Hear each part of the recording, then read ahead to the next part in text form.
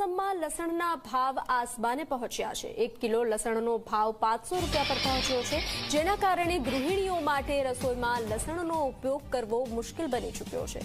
ગુજરાતમાં મધ્યપ્રદેશ અને ઉત્તર પ્રદેશમાંથી મોટા પાયે લસણની આયાત થાય છે, પરંતુ આ વર્ષે કમોસમી વરસાદના કારણે બંને રાજ્યોમાં લસણનું ઉત્પાદન ઓછું થયું છે। પૂરતા પ્રમાણમાં લસણ ન આવતા ભાવ સતત વધી રહ્યા છે। જૂના લસણનો સ્ટોક પૂરો થયો છે અને નવું લસણ આવ્યું નથી, એટલે ભાવ આસમાને પહોંચ્યા છે। હજુ 2 મહિના લસણના ભાવ આવા જ રહેવાની શક્યતાઓ વેપારીઓ દ્વારા વ્યક્ત કરવામાં આવી રહી છે।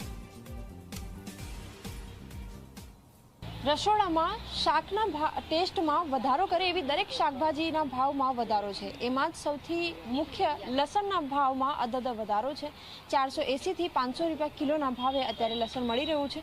ગૃહિણીઓ માટે આ સૌથી વધુ ચિંતાનો વિષય છે, કારણ કે શિયાળો છે અને શિયાળામાં સૌથી વધારે લસણ વપરાતું હોય છે। જે ગૃહિણી છે એમની સાથે વાતચીત કરીશું, એમને પૂછીશું, આપ જણાવો, લસણના ભાવમાં ખૂબ વધારો છે, તમે આ ભાવને કેવી રીતે જુઓ છો? અત્યારે એકચ્યુઅલી શાક શિયાળામાં સસ્તું હોવું જોઈએ, એની જગ્યાએ આપણને અમુક વધારો દેખાય જ છે। એટલે જોવા જઈએ તો જે ઓવરઓલ માર્કેટની બધી વસ્તુઓમાં ભાવનો પડ્યો છે, જે શેર માર્કેટ ને બધું, એ આખી પરિસ્થિતિને અનુસરીને અને વાવેતર પણ જોઈએ તો એ પ્રમાણે નથી થયું, તો એના કારણે પણ આ હોઈ શકે। કોઈ એવી અપેક્ષા ખરી સરકાર પાસેથી કે એવો શાકભાજીના ભાવમાં પણ થોડીક રાહત આપે, એ પ્રકારના પ્રયત્નો કરે? હા, એ ચોક્કસ પ્રયત્ન કરી શકે। વિચારીએ કે આ થોડાક સમયમાં એમાં પણ સુધારો થશે। બિલકુલ, ક્યાંક જે ખાદ્ય વસ્તુઓમાં જે મોંઘવારી છે સતત ને સતત વધારો જોવા મળી રહ્યો છે, અને એમાંથી જ જે શાકભાજીની વાત કરીએ તો સૌથી વધારે લસણ અત્યારે સૌથી વધારે મોંઘું જોવા મળી રહ્યું છે। કેમેરામેન શૈલેષ બગડા સાથે સપના શર્મા, ઝી 24 કલાક, અમદાવાદ।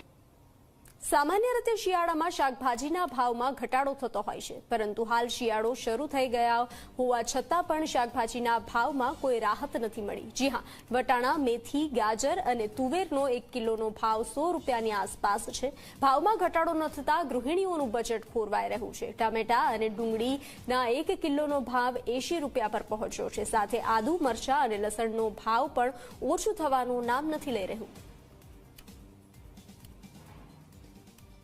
શિયાળાની સિઝનમાં અલગ અલગ શાકભાજી આવે છે અને લોકો પણ એ શાકભાજી તરફ પ્રેરાય છે, કારણ કે સ્વાસ્થ્યવર્ધક શાકભાજીઓ બજારમાં આવતી હોય છે, પરંતુ ભાવમાં ક્યાંક હજી પણ રાહત નથી।